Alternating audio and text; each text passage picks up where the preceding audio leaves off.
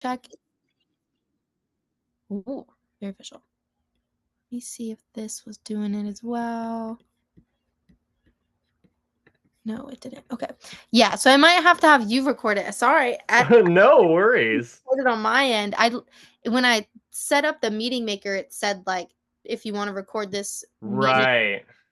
then Yeah, push this button. So I you did, know, but then I have no confirmation on my end that it's being recorded, and so yeah, it's 2024 and I still don't know how Zoom works 100%. So seems we'll do our best.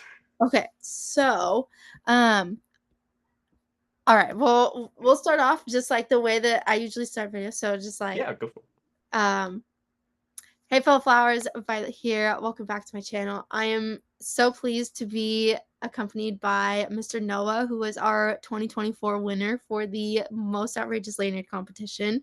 I'm sure many of you are familiar with his work.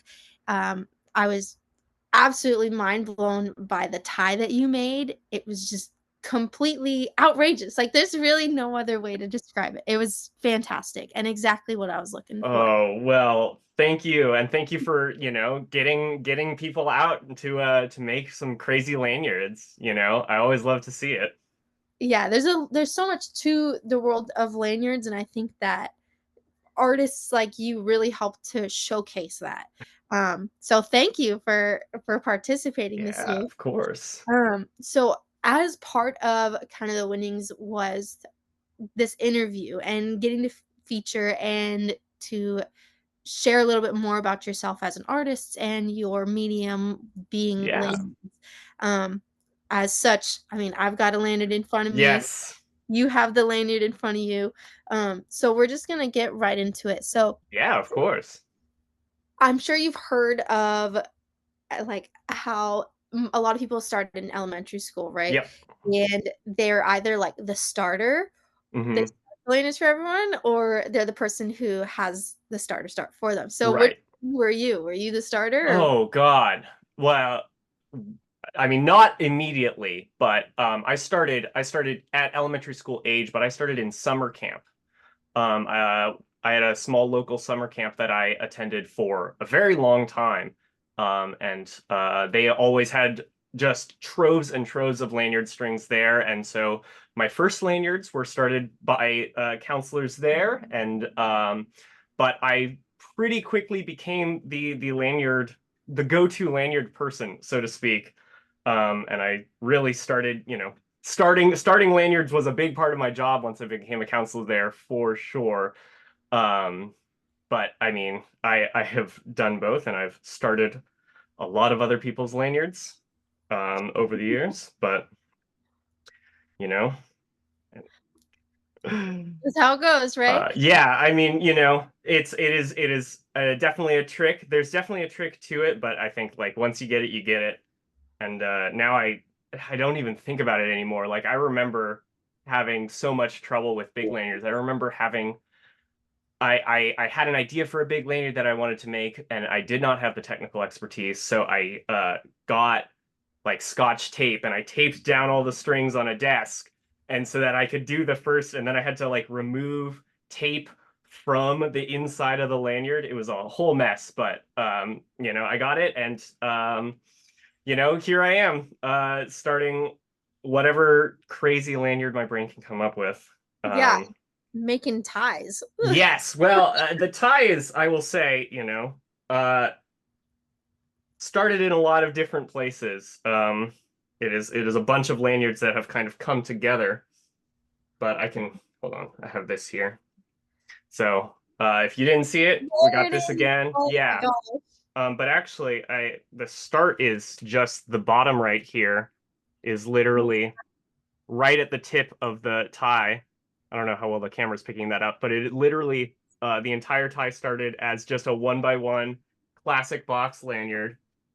Oh, I love Um, and then I just kept adding stuff to it because, but it doesn't, you don't have to start with the most outrageous lanyard. You can start small and work your way up. And that's, certainly something that I've done both in the tie and over the years that I've been doing this. Seriously, I love that it like starts with just the one by one. So you're Yep. starting like where it starts out, and then from there you just Exactly. You just know, yeah. maddening. If you just saw the first stitch, it would look like a perfectly ordinary lanyard. Yeah. Um, and then yes, a couple dozen stitches in, the madness really starts. It's amazing. It's amazing. It truly is. So when I stalked your Instagram, I saw that there were like other wearable pieces that you had made as well. Yeah, so I've made a number of things over the years, and I wish I had more of them still around. But one of the things that actually I learned at camp because somebody else had done it, there was people were making necklaces. There's like I think it's a 4-strand braid that works very well with lanyard string, and then you do a whole loop and you tie them together, and they're very cute and they're very easy, and it was a great little project. I wish I still had it. I have no idea where it is. And then I've made some other forays, shall we say, but this is certainly the largest piece of wearable lanyard that I've gotten to. Yeah. Um, yeah. Well, all of them is like all of them are amazing. I think one of them was like the Medusa, like almost Oh, yes. Oh, God. If you give me hold on, I might have that somewhere. oh, if you have that, Give I me would a love to second. see that. Okay, so for those of you who are not familiar, on his Instagram, he has a picture of himself wearing this Medusa lanyard that he created. So it like goes around the neck and then it's all these like snakes. It's All super right. Yeah. So it is no longer attached to the headband, but I'll bring one of these guys out. These little snake heads yeah, that I wow. made a whole bunch of. And these are also kind of shockingly simple. It is mostly, but they're, a good, I'd say, 10 inches to a foot of actual lanyard attached to a wire here. And so when I was wearing it, they were all attached to a headband, and then I had to braid my hair into it. Oh, Uh, that's amazing. but yeah, um, just little bead eyes, fun little mouth. I gave one a tongue, which is just literally just 2 lanyard strings sticking out. That's awesome. So But yeah. where do you find the time to make these? You mentioned you're a camp counselor, or are I you? used to be a camp counselor, and then it was easy to find the time because I was literally like paid to do it. And now it's much harder. But it is a creative outlet for me that I've put a lot of time into, and I have both like a nostalgia for and an appreciation for. So I always try and make time to be creative, and that's a lot of that is lanyards and whatever ever other craft I can get my hands on. But that's something I do on my weekends and after work, where I think other people might, find a sport to play or find an instrument or something. Um, so I love to keep my hands busy, and I do not know what I would do without it. Same. Um, yeah. So like, uh, finding the things you're passionate about and making time for them is all I can really say about that. Exactly. Well, and lanyards are the gift and the curse in this way. I feel like sometimes my hands seize up and I can't, you know. Oh, do you get that too? Oh, yeah, yeah, yeah, yeah. It is especially like it is repetitive small work. And it Ooh. can be really bad for you if you just spend hours and hours like I would want to. Yeah. So like there are times when I'm like midway through a project and I have to tell myself like, no, you've done enough today. You need to stop. You need to give your hands some time to recover. Yeah. Um, and but I'll always come back to it, and I think there's something to pacing. I like the tie is a great example of something where I really wanted to make use of every day I had so that I didn't burn myself out too early or mess up my hands too bad. Yeah. But that's it is It's tricky, and I'm sure it's not the only craft that has such trouble, but um it's just one of the things that I love and hate about it. you yeah, know I don't get to talk too often to people about lanyard making, and so it's right. funny to hear that, like, someone else struggles with, like, the hand cramping. Oh, 100%. And for what it's worth, for anybody out there who's having similar problems, just try not to hold any of the strings too tightly, you know. Just try and keep your hands loose, and if you're starting to feel it, probably give yourself at least a break, you Yeah, know. seriously. Yeah. Um, so on to the next question. So, Yeah. I mean, obviously the tie is incredible. The Medusa necklace was amazing as well. Are there any other pieces that you are most proud of? Yeah. I mean, I love both of them. And the tie was a wonderful chance for me to play with color, especially. But by far the largest project I've ever worked on is the Mantis, and I believe the Mantis is also on my Instagram. Oh, yeah. But I have that guy here too. Wow. So and we're gonna scroll back a bit. So this is the praying mantis. Um, he's very large. He's fairly heavy. Wow. Um, yeah, So in the photos, it doesn't look like it's that huge, but it's, like, yeah. massive. Yes, it's probably bigger than is convenient. And I don't know if I were doing it again, I don't know what size I would choose to make it. But when I'm working on projects like this, it is usually the idea of the smallest thing on the model has to be like a 1 by 1. And so the smallest things for the mantis are his legs, which are just a standard box stitch, and then his little antenna, which are a rattlesnake. Um, Wow. and then he just exploded from there. But I had a lot of fun making the mantis and figuring out how I wanted to do it. That's a lot of the game for me. Kind of in the way I make these is like using my knowledge of strings and kind of figuring out what the stitches need to look like, or what I want them to look like, or how they're going to connect to the other pieces of it. Do you sketch it out before you do it, or I do you weave as you typically or, I will like do some drawings, especially for the larger projects, and have kind of an idea of like, okay, that's going to be, this many strings wide or this many strings long. But it really, I think it comes together as I'm making it. Like it helps me a lot to see it in physical space. And then once it's there, I can be like, okay, I know, I need this much more stitching, and I'm just gonna slowly work my way up to that invisible line until it's the correct dimensions that I know it is in my head. So it is I could not plan these out beforehand. I know there are people who are very good at like figuring out like A to B to C, and if you do like sewing or knitting or crocheting, it has it counted out ahead of time. Um, but I really just have to kind of, I mean, I'm working, I'm there, nobody else has done patterns for these, and I don't know right? what and I don't know what a lanyard pattern would even look like. So it is just a game of, I have to kind of eyeball it at a certain point. And Yes, do you like, on that point of, like, not necessarily measuring points out or things out, do you find yourself having to, like, add strings throughout to, like, keep your line? yes, so I have found i- the best way in my experience to make larger projects is to start from a bunch of small projects and put them together. Mhm. Uh, the tie, for example, the outside is one big lanyard, and then the inside is a bunch of. I made one as a sampler for myself, but it's kind of its own little self-contained lanyard. Yes, And so I can make them separately and then combine them as I go.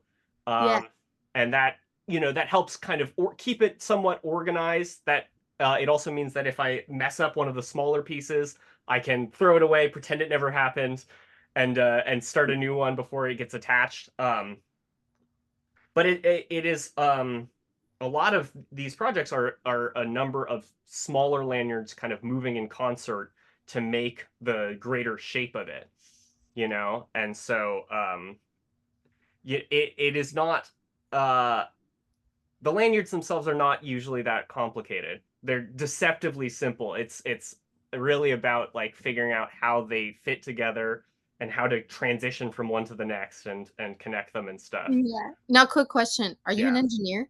I'm not an engineer. There is some craft in my trade. There is some engineer adjacent stuff, but I don't have any, I'm no collegiate engineer. I have no formal training to that degree. Um, but it is just, I think, part of it just comes from working with lanyards and other fiber arts for a very long time and knowing like what I can and can't do. Part of it is experimenting. So, like you saw with the little paisley I had there, some of it is just like doing a lanyard ahead of time and saying like, does this work the way I want it to? I did something similar. Let's see if I have. Well, I can show you on the lanyard. So the tie here has these little bumps that come out on the side. And so I just did like a normal lanyard with that to see if that would work the way I wanted it to. And then I said, okay, now that I know that the stitch works, I can employ it on the larger scale object. Yeah. Yeah, so trial and error is a big part of this, especially, trying when I have no frame of reference, kind of going into the unknown.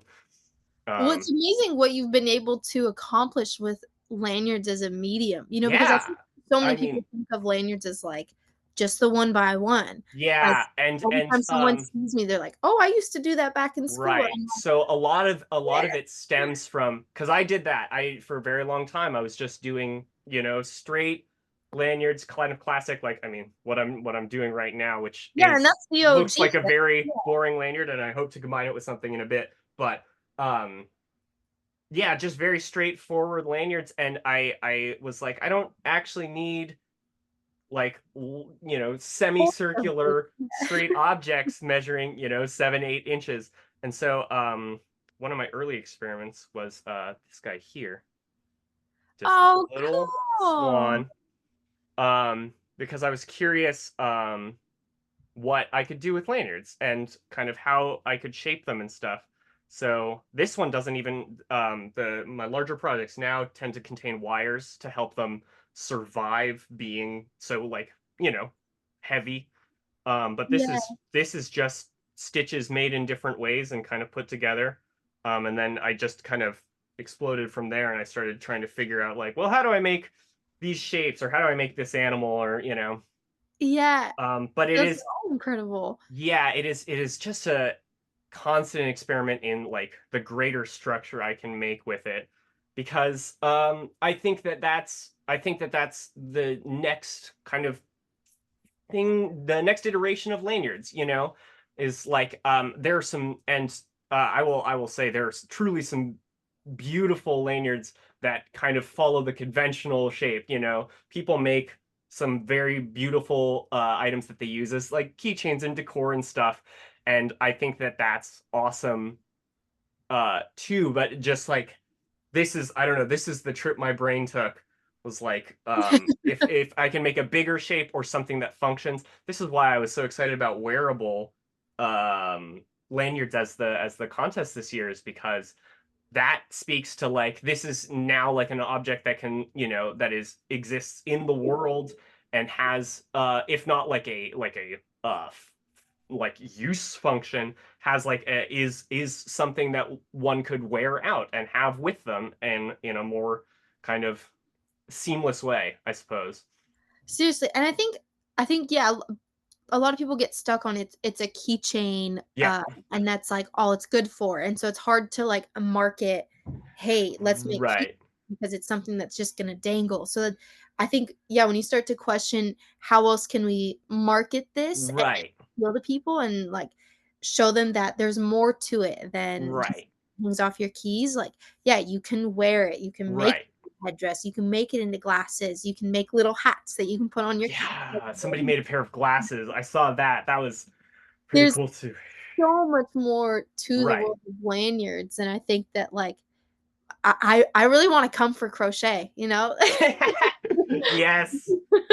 With their little like eared hats, but but yeah, it is so that is the path I went down in trying to figure out like what these could be. And I'm still experimenting, right? There's still a trick to like, how big is too big, or like how wearable can this be, or what are I'm still trying to find the limits.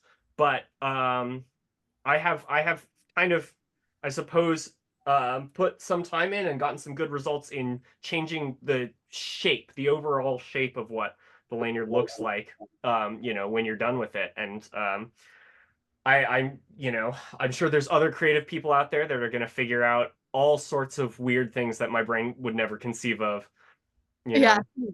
I mean, I could have never thought of a tie. Right. And but that's the beauty of the community is like I Exactly. can talk about this and I can kind of explain my thought process, and somebody else will figure out some new bizarre thing to put it some new bizarre thing to do with those ideas and those concepts.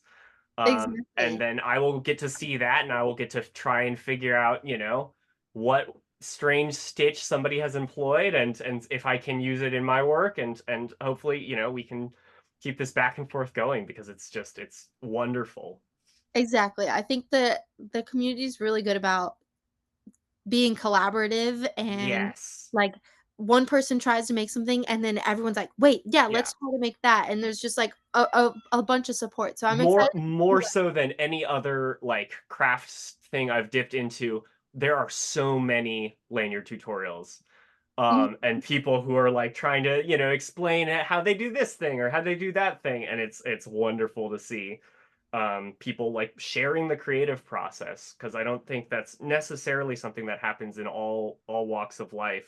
But Yeah, we're we've definitely lucky to have the close-knit community that we do. yes, knit community is a Knit wonderful choice of words. a close lanyard community, Close, and it does work quite stitched, well. tied together. Um, Yeah, we're tied together. Not yes, all there is to it, though. Just kidding. Okay, I'm there you done. go. Well, thank you so much Of for course, for anytime. joining me today and just sharing and, like, letting me pick apart your brain and letting everybody kinda pick your brain apart at the Yes, absolutely. hope that the seeds have been planted and like you said, that other people are Yes, gonna see it and gonna start getting ideas because that's really yes. what this community and lanyards are about. So thank you so Right. much for being Yeah, and thank you for putting this together, and thank you for all of the ideas that you've shared on your website and your channel. It's been great to kind of, see what's up there. Thank you. All right. Well, that's it for today, folks. I'll see you guys in the next one. Keep blooming. And adios. Okay, and then Bye. that'll be like the wrap up. Perfect. Yes. All right. But yeah, Awesome. if you wanna like, so I really don't know if it says you're recording, so maybe. Yes, I have a little thing in the top right here that says recording, so I'm going to hope that recording, prints out something that I can then download and send to you. But I suppose we will see after this Okay. recording. I'm sorry Yeah. to have I'm so sorry that this, like, got put on you, you know? No, it's I'm fine. hoping. I just I genuinely I'm not 100% on how Zoom works. It seems like as the host you should just be able to record. So, I know but it says that I should be able to like, when I Google how to record, it says just hit the record button at the bottom of the screen, but yeah. there's So no. I don't know why it gave me the record button, but I will maybe send this your way. I don't know. Let's see. Yeah, I'll figure it out. Okay, But yeah. I'm gonna hit the stop recording button. We're gonna see what happens.